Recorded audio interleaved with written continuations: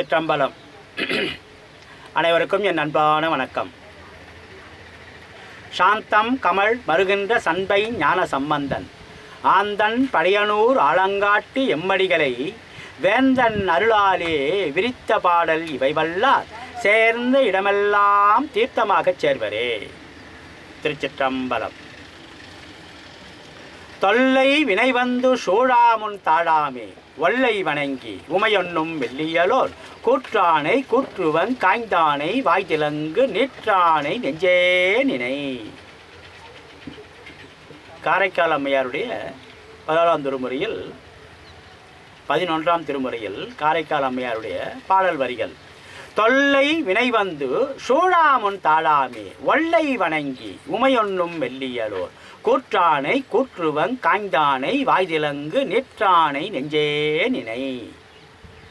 நெஞ்சில் நினைக்க வேண்டும் என்று சொல்லுகிறார். தொல்லை வினை வந்து நம்முடைய பழைய வல்வினைகள் சூழ்ந்து காத்துக்கு முன்ன ஒல்லை வணங்கி அந்த சிவபெருமானாரை வணங்கி உமையொன்னும் வெள்ளியலோர் உமை அம்மையை குறிப்பிடுகிறார். கூற்றானை கூற்றுவன் காய்ந்தானை. திரு ஆலங்காடு ரத்தன சபை காரைக்கால் அம்மையார் முக்தித்தலம். அத்தனை சிறப்பு வாய்ந்த இந்த சிவத்தலத்தில் ஆலமரம் வந்து தலமரம். இந்த கோயில் குளம் என்பது பெரிய குளம். நல்ல ஒரு அந்த குளத்தினுடைய அழகே வந்து மிக நேர்த்தியாக இருக்கும். அகலமான குளம். இந்த நீச்சல் தெரிஞ்சவங்க கூட இக்கரையிலிருந்து அக்கரைக்கு போகும்போது கொஞ்சம் முடியலன்னு சொல்கிற அளவுக்கு அங்கே வந்து அகலமான குளம், பெரிய குளம். அதுக்கு இந்த மழை காலத்தில் குளம் நிறைய தண்ணி. அந்த குளத்தை சுற்றி ஆலமரங்கள். ஆலங்காடு இல்லையா, தலைமரம் இல்லையா, அதில் அந்த குளத்தை சுற்றி நம்ம அந்த ஆலமரங்கள் வந்து நல்லா சிறப்பாக அந்த கோயில் குளத்துலேருந்து அந்த நீர் இழுத்துக்குது. நல்லா வந்து நலமாக வளமாக இந்த பகுதியெல்லாம், அதாவது பசுமாடுகள், கன்றுக்குட்டிகள், காளை மாடுகள், சினை பசுமாடுகள், கிடாரிகள், இப்படி அந்த பசு கூட்டமெல்லாம் வந்து எப்படி சேஞ்சலூரில் அந்த சண்டீஸ்வரர் வந்து மாடு மேய்ச்சார் இல்லையா, பசுமாடுகள். அதுபோல் இந்த கோயில் குளம் இதனுடைய அழகு. அந்த மார்கண்டேயர் வரலாறு. கூற்றானை கூற்றுவன் காய்ந்தானை வாய்திலங்கு, அதெல்லாம் அந்த மார்கண்டேயர் வரலாறுல வரும். அதாவது ஒரு சிவனடியாருக்கு ஒரு பக்குவம், அது மார்கண்டேயர் வரலாறு வரும். பெரிய அளவில் வந்து என்றும் 16ஆம் மார்ச் இல்லையா மார்கண்டேயருக்கு. இலை காய்ந்து கொடி வதங்கி இல்லை என்று போகாமுன் என் வயிற்றில் வந்து வளர்ந்து பிறந்தாயே என் கண்மணி செல்வமே என்று சொல்லுவார். அந்த மிருகண்ட மகிழ்ச்சியும் அந்த மருத்துவதி அம்மையும் வயதான காலத்தில் அந்த குழந்தை பிறந்து என்றும் 16ஆக மாறியதே. எப்படி உடுப்பூரில் கண்ணப்பனாருடைய வரலாறு, அந்த முருகப்பெருமானை வேண்டி அது ஒரு பெரிய வரலாறு. இப்போ நம்ம காரைக்கால் அம்மையாருடைய இந்த முக்தி தலம், தென் திசையிலிருந்து வட திசை நோக்கி போனாங்க, திரும்பி வந்தாங்க. எப்படி வந்தாங்க? தலையால் நடந்து வந்தார்கள். அந்த கோயில் கோபுரத்தில் பார்க்கணும். இதெல்லாம் அத்தனை அந்த மண்ணுக்கு ஒரு சிறப்பு. காரைக்கால் அம்மையார் நடந்த மண் இந்த பகுதியில் எத்தனை அந்த அம்மா அந்த அந்த மண்ணுக்கு அந்த மணலுக்கு ஒரு பெருமை தானே. அதாவது ஸ்தான பலம் சொல்லுவாங்க, மண்ணின் மகிமை. அத்தனை சிறப்பு வாய்ந்த இந்த பகுதி. இப்போது நம்ம நாவுக்கரசர் தென் திசையிலிருந்து வட திசை நோக்கி போனார், திரும்பி வந்தார், திருவையாறு நிகழ்ச்சி நம்ம பார்க்குறோம் இல்லையா. அதுபோல் காரைக்காலில் பிறந்த அந்த காரைக்கால் அம்மையார் இந்த மாம்பழ விழாலாம் நடக்கும் காரைக்காலில். அதனால் அந்த அந்த விழாவெல்லாம் வந்து சிவ வழிபாட்டுடைய பெருமையெல்லாம் அந்த விழாவெல்லாம் வந்து நம்ம கண்ணால் காணணும். அத்தனை சிறப்பு வாய்ந்த ஒரு செயல்பாடுகள். அந்த தென் திசையிலேருந்து வடதிசை நோக்கி போனாங்க, திரும்பி வந்தாங்கன்னா தேவையான நேரத்தில் வந்து காரைக்கால் அம்மையாருக்கு மாம்பழம் கொடுத்தார் சாமி. எத்தனை எத்தனை சிறப்பு! மாம்பழத்தை சாப்பிட்டாரு சாமி. காரைக்கால் அம்மையார் கொடுத்த மாம்பழத்தை சாப்பிட்டாரு இல்லையா, வயதான முதியவராக வந்து. அதுக்கு பிறகு அந்த அம்மாவுக்கு தேவையான நேரத்தில் மாம்பழம் கொடுத்தார். இதெல்லாம் பெரிய வரலாறுகள். அத்தனை அத்தனை சிறப்பு வாய்ந்த இந்த செயல்பாடெல்லாம் நம்ம மனசுக்குள்ளே போடும்போது என்ன ஆகும்? நீற்றானை நெஞ்சே நினை, திருநீர் பூசிய நீற்றானை. ஏன்னா திருநீற்று பொக்கணும் நம்ம கையில் எப்பவுமே இருக்கணும். நம்ம வீட்டில் எப்படி அரிசி பருப்பு புளிம்பயம் எல்லாம் வச்சுன்னு இருந்தால் நம்ம வீட்டில் வந்து சமையல் பண்ணுறாங்க பெண்கள், அதுபோல் திருநீற்று பொக்கணும் நம்ம கையில் எப்பவும் இருக்கணும். அப்போ என்ன ஆகுது? அந்த இந்த மஞ்சள் மாவது நீர் வருது இல்லையா திருஞான சம்பந்தனுடைய பாடல் வரியில். அதனால் வந்து சாதாரணமாக நம்ம வீட்டுங்களில் வந்து ஒரு எந்த ஒரு நிகழ்ச்சி இருந்தாலும் வீட்டில் வந்து நம்ம சார்துளை வைத்து அந்த சார்துளையில் வந்து திருநீர் போட்டு வைப்பாங்க இல்லையா நம்ம பெரியவங்கள்லாம். வீடு கட்டும்போதே சார்துளை வைத்து அந்த சார்துளையில் வந்து அந்த பசுஞ்சாணத்தில் தயார் பண்ண அந்த திருநீர் அந்த மாவு ஜல்லியில் போட்டு ஜெலிச்சு அதில் போட்டு வைப்பாங்க. கங்காளன் பூசும் கவச திருநீட்டை மங்காமல் பூசணும் தானே திருமுறை சொல்லுது. 10ஆம் திருமுறையில் திருமூல நாயனார் கூட அழகாக சொல்லுவார். கங்காளன் பூசும் கவச திருநீட்டை மங்காமல் பூசி மகிழ்வீரே யாமாகில் தங்கா வினைகளும் சாரும் சிவகதி சிங்காரமான திருவடி சேர்வரே. அந்த எத்தனை எத்தனை சிறப்பான செயல்பாடுகள் 1666வது பாடலில் அந்த திருமூலருடைய திருமந்திர பாடலில் சொல்லும். திருநீர் பூசணும் அவசியம். எப்படி நம்ம இந்த அவரை கொடி மேலே நம்ம சாம்பல் நசுக்கி போட்டால் இந்த புழு பூச்சி சீலைகள்லாம் ஓடுது, அதுபோல் அந்த தீவினைகள் வந்து நம்மளை வந்து தொல்லை கொடுக்காது. தொல்லை வினை வந்து சூடாமுன் தாழாமை. அது வந்து சூழ்ந்து காத்துக்கு முன்ன ஒரு விவசாயி கூட மாங்காய் செடியும் தேங்காய் செடியும் வைக்கிறாருனாக்கா பக்கத்தில் வந்து ஒரு கட்டுக்கொடியோ ஜிஞ்சல் கொடியோ ஒரு உப்பலாங்கொடியோ வந்தால் அது வேரோடு பிடுங்கி போட்டு விட்றாப்புல. அவருக்கு தேவை மாங்காய் செடியும் தேங்காய் செடியும் தான். ஒரு அருகம்பில்லு வரப்பில் தான் இருக்கணுமே தப்போ வயலில் இருக்கக்கூடாது. எப்படி? அதுபோல் நம்ம வந்து கங்காளன் பூசும் கவச திருநீட்டை மங்காமல் பூசணும். அல்லும் பகலும் அந்தியும் சந்தியுமாக அந்த திருநீர் பூசுகிற பழக்கம் நமக்கு வரும்போது என்ன ஆகும்? அது செய்ய வேண்டிய வேலையை அது செய்யும். புண்ணியர் பூசும் வெந்நீர் என்று சொல்லுவார். சரி, அந்த திருநீர் கூட நம்ம எப்படி தயார் பண்ணணும்? ஆலங்குச்சி அரசு குச்சி அத்திக்குச்சியை எரிய வச்சா சாம்பல் வருது இல்லையா, அந்த சாம்பல் வந்து மந்திர ஆற்றலுடைய திருநீர். 1667வது பாடலில் திருமூலர் திருமந்திரத்தில் பதிவு செய்திருக்கிறார். அத்தனை அத்தனை சிறப்பு வாய்ந்தது. கங்காளன் பூசும் கவச திருநீட்டை மங்காமல் பூசணும்னு 1667வது பாடலில் சொல்லுது. 1667வது பாடலில் என்ன சொல்லுது? ஆள் அரசு அத்தி. அந்த ஆள் அரசு அத்தி அதனுடைய குச்சிகள் நம்ம எப்படி ஒரு திருமண விழா அல்லது கோயில் குடமுழுக்கு என்ன பண்ணுறோம்? வேட்டவி பண்ணுறோம் இல்லையா? அந்த ஏன்னா விழா காலத்து தான் பண்ண முடியும், தினம் தினம் பண்ண ஆகுமா? வேட்டவி உண்ணும் விரிச்சடை நந்திக்கு காட்டவும் நாம் இயலும் காலையும் மாலையும் ஊட்டுவவி ஆவன உள்ளம் குளிர்விக்கும் பாட்டுவவி காட்டுதும் பால் அவியாமே.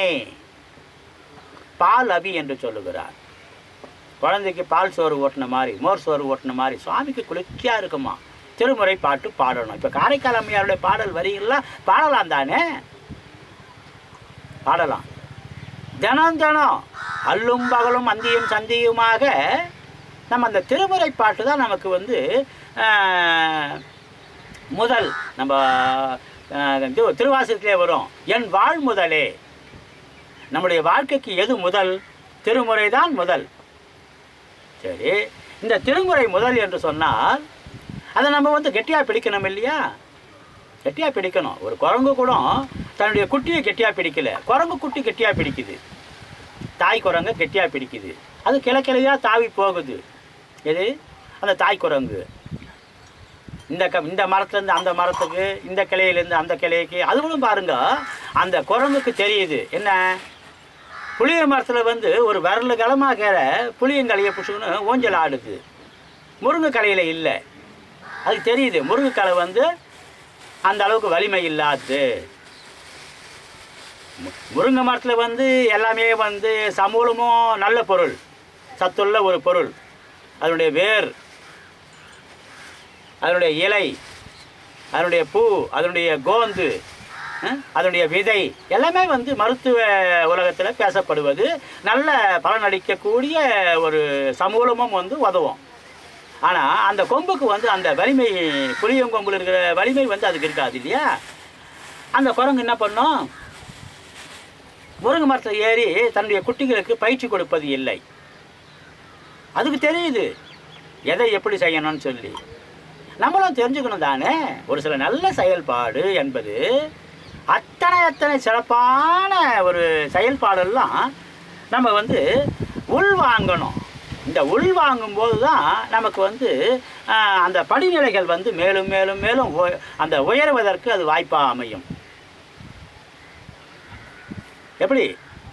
அத்தனை சிறப்பு வாய்ந்தது அந்த திருமுறை என்பது. அத்தனை உயர்வான திருமுறை தான் சொல்லுது நமக்கு. கற்றல், கேட்டல், தெளிதல், சிந்தித்தல், உறுதி போனல். ஒரு 5 நிலையாக நம்ம வந்து இதை கவனிக்கலாமே. என்ன கற்கிறோம்? நம்ம என்ன கற்கிறோம்? அந்த கற்றல் அத்தனை சிறப்பானது.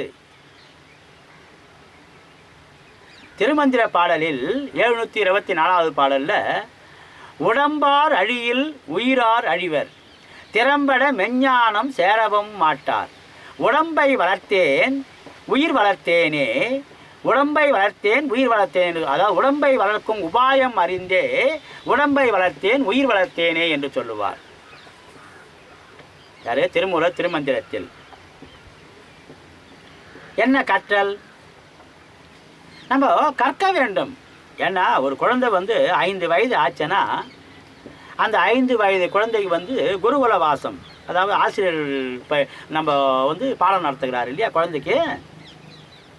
உடம்பார் அழியில் உயிரார் அழிவர், திறம்பட மெஞ்ஞானம் சேரவும் மாட்டார், உடம்பை வளர்க்கும் உபாயம் அறிந்தே உடம்பை வளர்த்தேன் உயிர் வளர்த்தேனே. திருமூலர் திருமந்திரத்தில் அழகா சொல்றாரு. எப்படி? கற்றல். கற்றவர் விழுங்கும் கற்பக கனியை, கரையில்லா கருணைமா கடலை, மற்றவர் அறியா மாணிக்க மலையை, மதிப்பவர் மன மணிவிளக்கை, சற்றவர் புறங்கள் செற்ற எம் சிவனை, திரு விழி மிழலை வீற்றிருந்த கொற்றவன் தன்னை கண்டு கண்டு உள்ளம் குளிர என் கண் குளிர்ந்தனவே. அழகா சொல்றா சாந்தனா சொல்றாங்க 9ஆம் திருமுறையில். கற்றவர் விழுங்கும் கற்பக கனியை. ஆமாம், யார் கற்றவர்கள்? திருமுறையை கற்க வேண்டும்.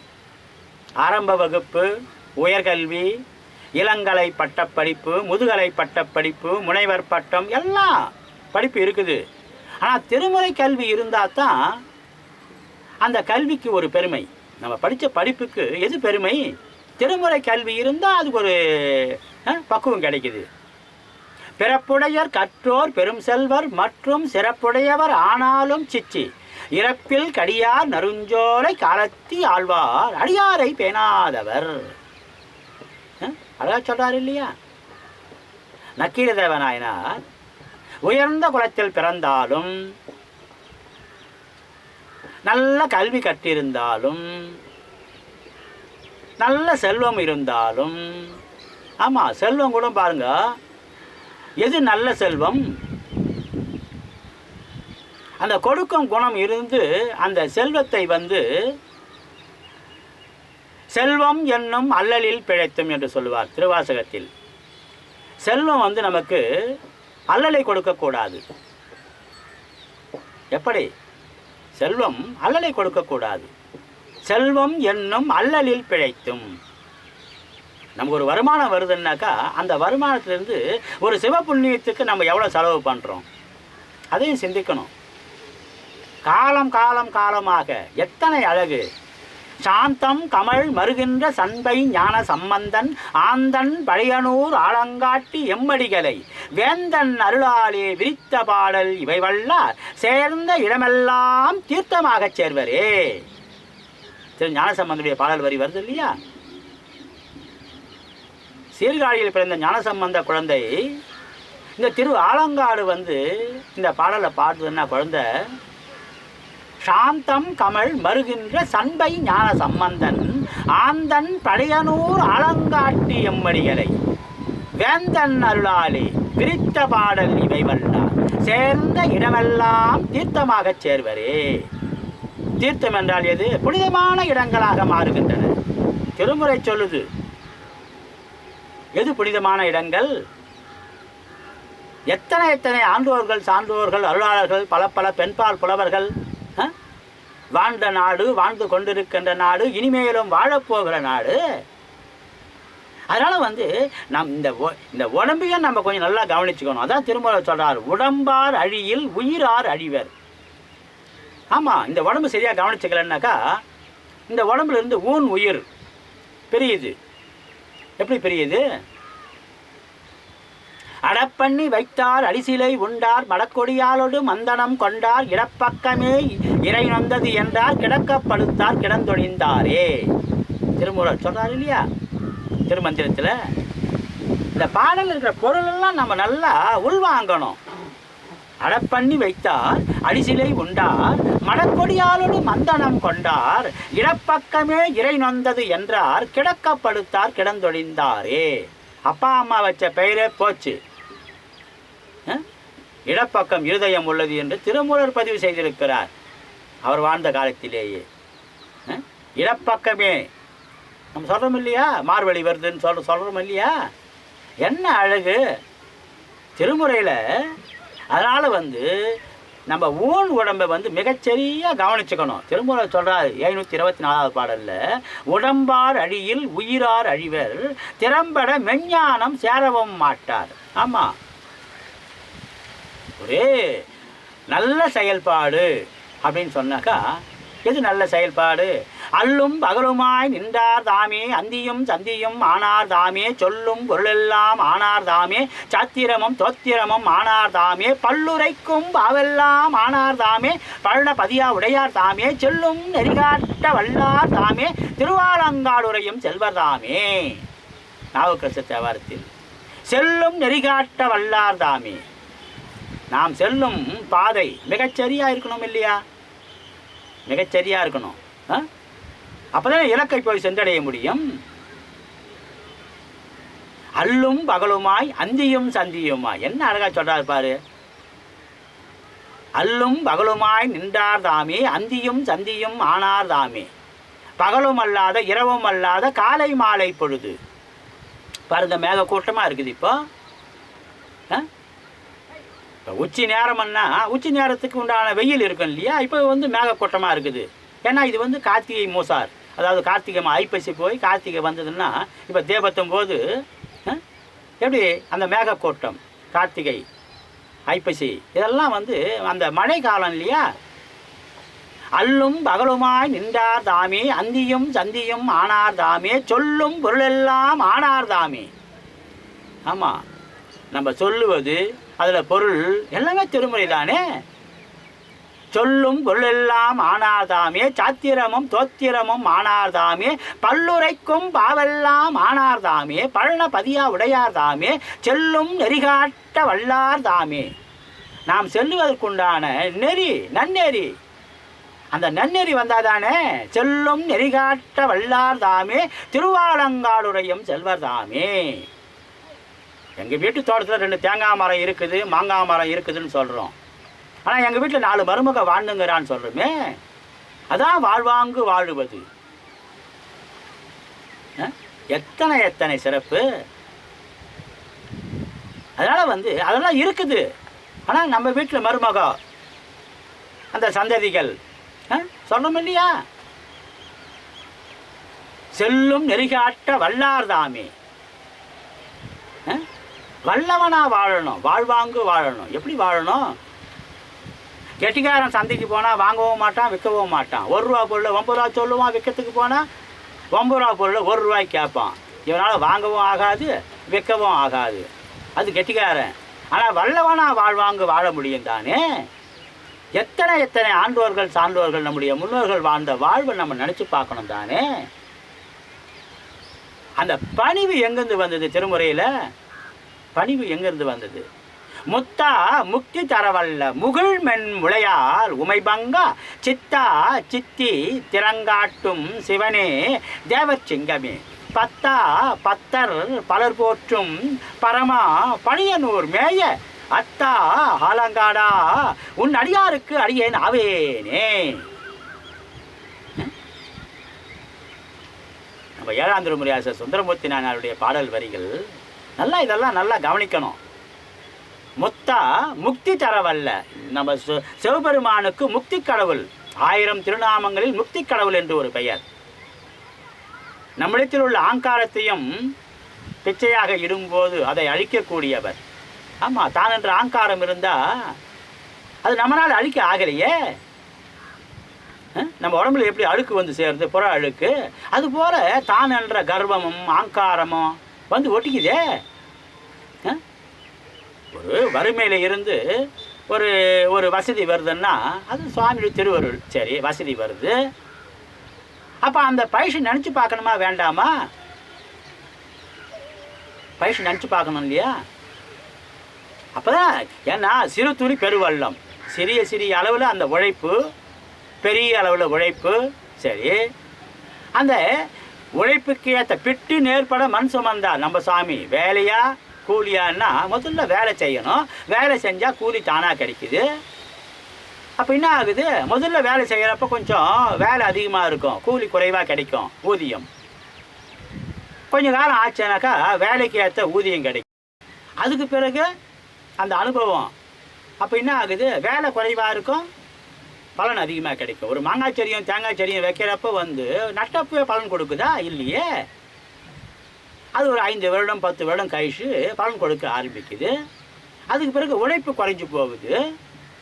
அது அந்த இப்போ அந்த கோயில் குளத்துலேருந்து தண்ணி இழுத்துக்குது, அந்த மாங்காய் செடியும் தேங்காய் செடியும் பலன் கொடுக்குதே நம்ம நிலத்தில். ஏன்னா காட்டில் வந்து மரம் வளருகிறது, ஆனால் நம்ம நிலத்தில் மரத்தை வளர்க்கணும். திரும்ப சொல்லுவார், பரவப்படுவான் பரமனை ஏந்தி இரவலத்து ஈதலை ஆயினும் ஈர் கரகத்தால் நீரட்டி காவை வளர்க்க நரகத்தில் நின்றீரோ நாள் எஞ்சி நீரோ சொல்றாரு இல்லையா? கரகத்தால் நீரட்டி காவை வளர்க்க வேண்டும் என்று சொல்லுகிறார் திருமூலர் திருமந்திரத்தில். இதெல்லாம் வந்து ஆழமான சிந்தனைகள், ஆழமான செயல்பாடுகள். செடியை நட்டால் மட்டும் போதாது, அந்த செடி வந்து மரமாக மாறணும். மரம் ஆச்சுனா இப்போ பாருங்கள், இந்த கோயில் குளக்கரையில் வந்து ஆலமரம் இருக்குதுன்னா அந்த ஆலமரம் வந்து குளத்தில் இருக்கிற தண்ணி இழுத்துக்குது தானே. செடியாக வைக்கும்போது தண்ணி ஊற்றி வளர்க்குறோம், அது மரமாக ஆச்சானாக்கா அந்த கோயில் குளத்தில் தண்ணி அது இழுத்துக்குது. அந்த கோயில் கரை மேலே இருக்கிற ஆலமரமும் அரச மரமும் அத்தி மரமும். அப்போ என்ன ஆகுது? பல காக்கை குருவிகளுக்கு அது உணவாக ஆகிறது. அது மண்ணோட மண்ணாக மக்கி போனாலும் அது சிலாச்சத்தாக மாறுது. இயற்கையான ஒரு சத்து பொருள் ஆகுது அந்த மண்ணுக்கு. அந்த மண்ணில் உள்ள மண்புழு சாப்பிட்டோமே அந்த ஆலம்பழத்தையும் அரச பழத்தையும் அத்திப்பழத்தையும், இல்லை இந்த கோயில் குளத்தில் விழுந்தாக்கா அந்த கோயில் குளத்தில் விழும்போது என்ன ஆகும்? அதில் இருக்கிற மீன் சாப்பிடும் தானே. அந்த கோயில் குளத்தில் மீன் இருக்குது இல்லையா, நலமாக வளமாக வாழுது இல்லையா? அந்த கோயில் குளத்தில் தண்ணி நல்லா இருக்கணும்னு சொல்லி தானே அந்த சாமியினுடைய திருவருள் வந்து அதில் வந்து குளத்தில் வந்து மீன் இருக்குது. மீன் இருக்குதா? வாழுது, வாழ்வாங்கு வாழுது, வாழ்வாங்கு வாழுது. எத்தனை எத்தனை அருமைப்பாடுடையது. கோயில் குளம்னா கோயில் குளத்தில் வந்து உள்கிணறு இருக்கும். அந்த உள்கிணத்துல கோடை காலத்தில் குளத்தை தண்ணி குறைஞ்சதுன்னா அந்த உள்கிணத்துல வந்து அந்த மீனுங்க வாழும். சாமி எங்களுக்கு தண்ணி பத்தலை, கோயில் குளம் தண்ணி நிறைய இருந்ததுன்னா எங்களால் நல்லா விளையாடி மகிழ்ச்சியாக இந்த கோயில் குளத்தில் ஆகுது. கோடை காலம் வெயில் அதிகமாகுது, கோயில் குளத்தில் தண்ணி குறைஞ்சி போச்சு. உள்கிணத்துல எங்களால் முடியல நீச்சல் அடிக்கிறதுக்கு. ஏன்னா மீன் அதிகமாக இருக்குது, தண்ணி குறைவாக இருக்குது உள்கிணத்துல, உள்கிணத்துல, கோயில் குளம் உள்கிணத்துல. அப்படின்னா அது அந்த மீன் கேட்குது சாமி கிட்ட. ஒரு நாள் இரவு மழை அதிகப்படியாக பெஞ்சா கோயில் நிறைய தண்ணி வந்துவிடுது, கோயில் குளத்தில் நிறைய தண்ணி வந்துவிடுது. எப்படி சாத்தியமாகுது? அது இருக்கிற அந்த பூ, தாமரை பூ இருக்குதுன்னா அந்த தாமரை பூவும் தண்ணீரின் உயரம் தாமரையின் உயரமாக மாறுது. எல்லாம் எத்தனை எத்தனை சிறப்பான செயல்பாடுகள். ஏன்னா நம்முடைய பிறப்பின் நோக்கம் எது? நம்முடைய பிறப்பின் நோக்கம் அந்த இறை வழிபாட்டில் இணைந்து அந்த இறையருளை பெறுவது தான் பிறவின் நோக்கம். இதற்கு ஊன் உடம்பும் அவசியமாகுது. ஆமாம், ஊன் உடம்பு சரியாக இருந்தால் தானே அந்த பிறப்பின் நோக்கம் சரியாக இருக்கிறதுக்கு. இந்த ஊன் உடம்பு சரியாக இல்லைன்னாக்கா இதுலேருந்து உயிர் பிரிஞ்சு போச்சானா, இப்போ நாவுக்கரசர் வடக்கு நோக்கி போனாருன்னாக்கா எப்படி போனார்? உடம்பு நல்லா இருக்கிறதுனால தானே உழவாரம் பண்ணார். கோயில் சிவனடியார்கள் சுற்றி வரும்போது அந்த கோயிலில் அந்த சிறுநெறிஞ்சி முள்ளெல்லாம் செதுக்கி எடுத்து போட்டார். கைலாயத்துக்கு எப்படி போக முடிஞ்சது அவருக்கு? ஊன் உடம்பு நல்லா இருக்கிறதுனால தானே வயதான காலத்திலும் ஆச்சு. சரி, அங்கே முழுகினார், இங்கே திருவையாறு வந்தார், அதெல்லாம் கொஞ்சம் பெரிய வரலாறு. ஏன்னா ஒரு சில குறைபாடுகள் வருதுன்னா ஏன் வருதுன்னு நம்ம சிந்திக்கணும்.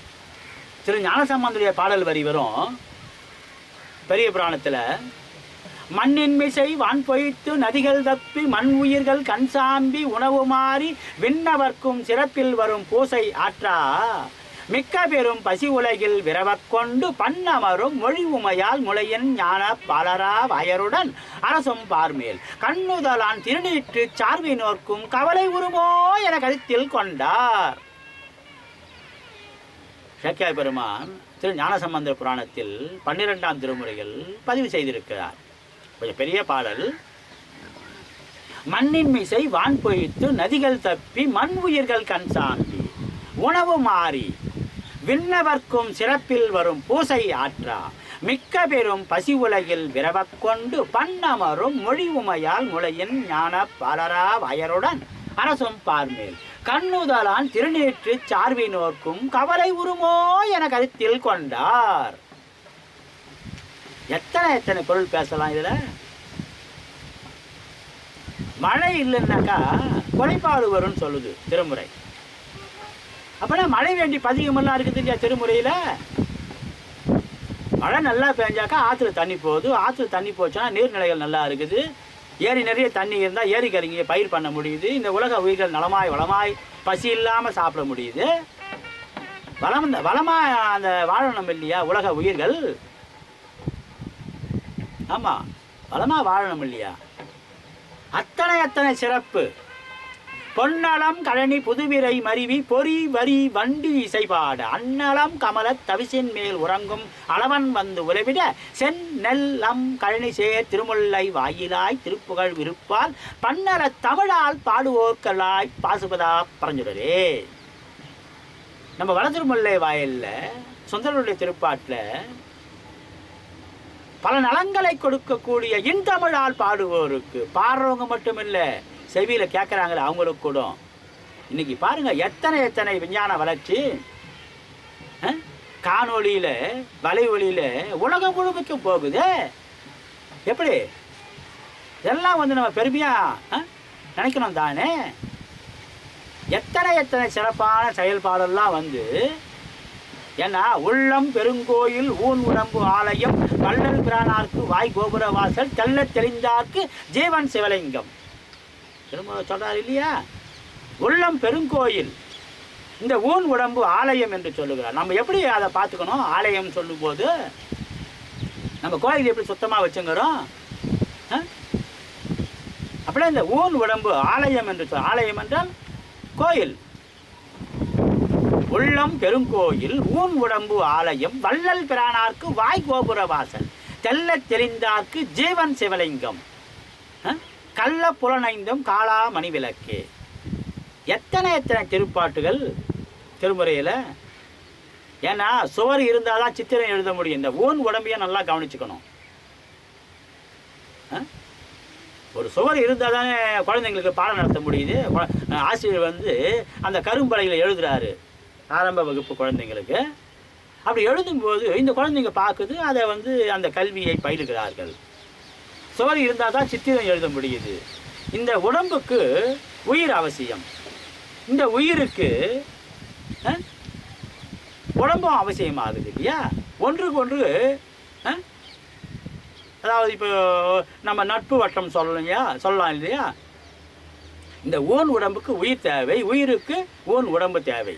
இந்த உடம்புல உயிர் இருக்கிறதுனால தானே நம்ம நடமாடுறோம், நம்ம வேலை செய்கிறோம். பயிர் தொழில், நெசவு தொழில், கட்டிட தொழில் எத்தனை செய்கிறோம், ஆகுது தானே. அத்தனை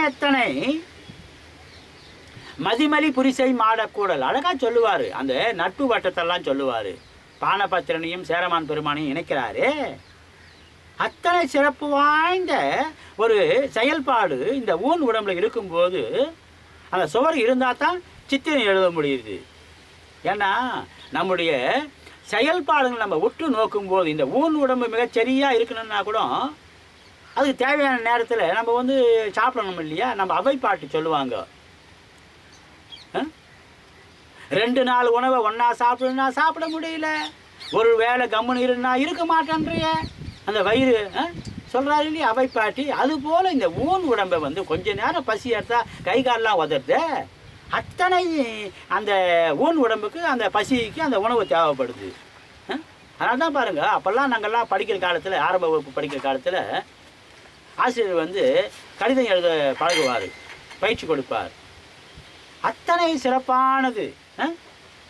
எப்படி நலந்தானா நலந்தானா உடலும் உள்ளமும் நலம்தானா, எப்படி சொல்லுவார்? இதெல்லாம் வந்து ஒரு சினிமா பாடலாக இருந்தாலும் உடலும் உள்ளமும் நலம்தானா அத்தனை சிறப்பு வாய்ந்தது. நல்லா இருக்கணும், உடம்பும் நல்லா இருக்கணும். உடம்பு நல்லா இருந்தால் உள்ளமும் நல்லா இருக்கும், உள்ளம் நல்லா இருந்தால் உடம்பும் நல்லா இருக்கும் தானே. அதனால் வந்து தாவரங்கள் வந்து நமக்கு கடவுள் தந்த வரம். எப்படி அங்கையில் ஐவிரல் 5 எழுத்துமே, 5 விரலை சுவாமி படைச்சார் இல்லையா? தாயின் கருவில் நம்ம வளரும் போதே, வயிற்றில் வளரும் போது. அதுபோல் தாவரங்கள் வந்து நமக்கு கடவுள் தந்த வரம். அத்தனை சிறப்பான செயல்பாடுகளை நம்ம வந்து அந்த இயற்கையான பொருளை நம்ம வந்து